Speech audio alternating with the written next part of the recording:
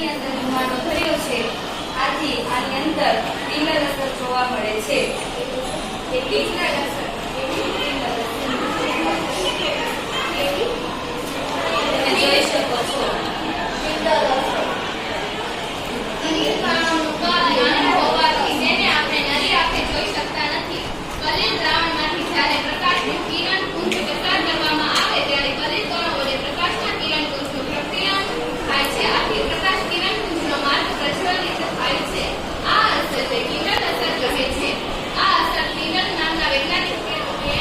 હોવાથી તેને હિન્ડલ અસર કહે છે. બંધ ઓરડાની છતમાં રહેલા નાના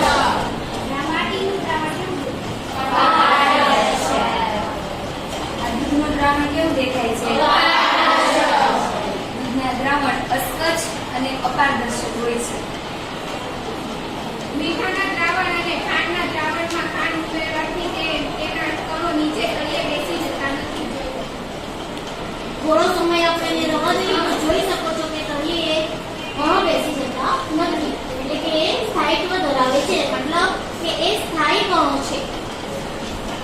ઘઉંનું દ્રાવણ અને ચોકનું દ્રાવણમાં થોડો સમય રહેવા દેવાથી તેના તળિયે બદામના કણો એકઠા થઈ જાય છે. જો કણો દેખાય છે ઘઉંના તળિયે ચોકના. તો આ જે છે અને તળિયે આપણને પદાર્થ એકઠો થયેલો જોવા મળે છે. એટલે આ જે કણો છે એ અસ્થાયી કણો. આ દૂધનું દ્રાવણ છે. દૂધના દ્રાવણમાં પદાર્થ મોકળીએ છે અને પડીઓ લાગે છે એટલે જોઈ શકો છો.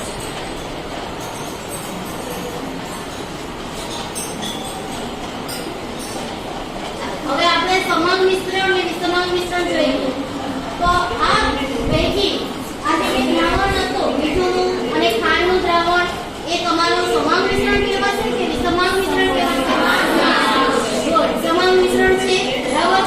જ્યારે આ ઘઉં અને ચોકનો ભૂકો એ કયું મિશ્રણ છે? વિસમાંગ મિશ્રણ.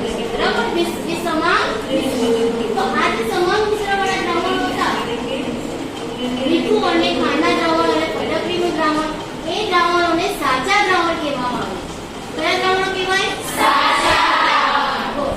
અને આ જે ઘઉંનો લોટ અને ચોખાનો ચોકનો ભૂકો એનું જે દ્રાવણ બને છે એ જે દ્રાવણ છે એમાં તમે જો કે તળિયે કણો એકઠા થાય છે એટલે આવા દ્રાવણોને આપણે નિલંબિત દ્રાવણ કહેવામાં આવે.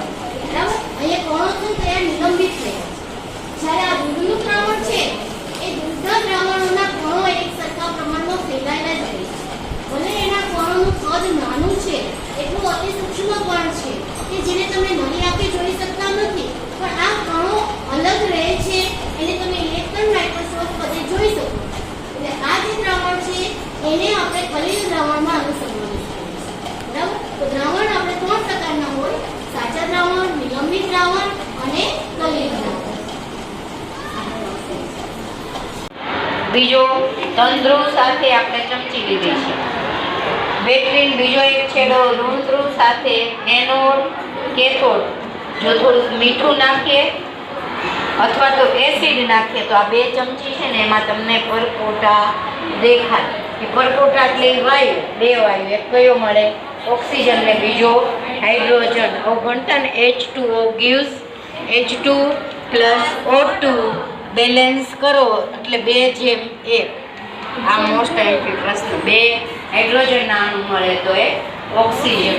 તો પાણીનું વિદ્યુત વિભાજન એટલે કોનું લઈ બધાનું શાંત મૂકી દઈશ. પેલું લીધું તો મીણબત્તી વાળો આવ્યો હતો એ. પછી આ છે મેગ્નેશિયમની પટ્ટી. આ મેગ્નેશિયમની પટ્ટી સળગાવે એટલે એકદમ વ્હાઈટ પ્રકાશ થાય. ખબર? એ પણ સળગતી નથી. બર્નર જોઈ. ના ના.